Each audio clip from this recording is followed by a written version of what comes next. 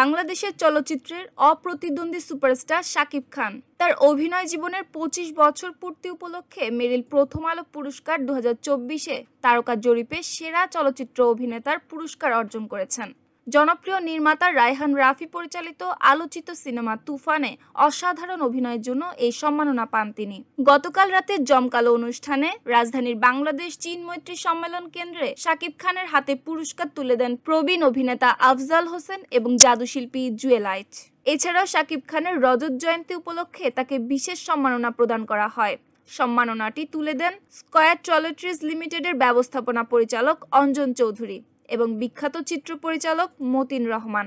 এবারের মেরিল প্রথম আলো তারকা জরিপে সেরা চলচ্চিত্র অভিনেত্রীর পুরস্কার পেয়েছেন জনপ্রিয় অভিনেত্রী মেহজাবিন চৌধুরী। তিনি প্রিয় মালতী সিনেমায় অভিনয়ের জন্য এই পুরস্কারে ভূষিত হন। পুরস্কারটি তার হাতে তুলে দেন একইভাবে আফজাল হোসেন এবং জুয়েলাইট। এবছরের অনুষ্ঠানটি ছিল নানা চমক ও আবেগঘন মুহূর্তে ভরপুর। প্রথম পর্ব উপস্থাপনা করেন প্রখ্যাত অভিনেতা আফজাল হোসেন।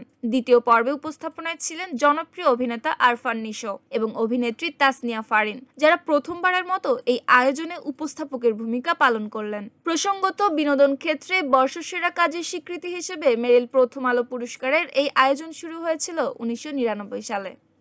নিউজ ডেস্ক, সুপ্তি রায়, ভোরের আকাশ।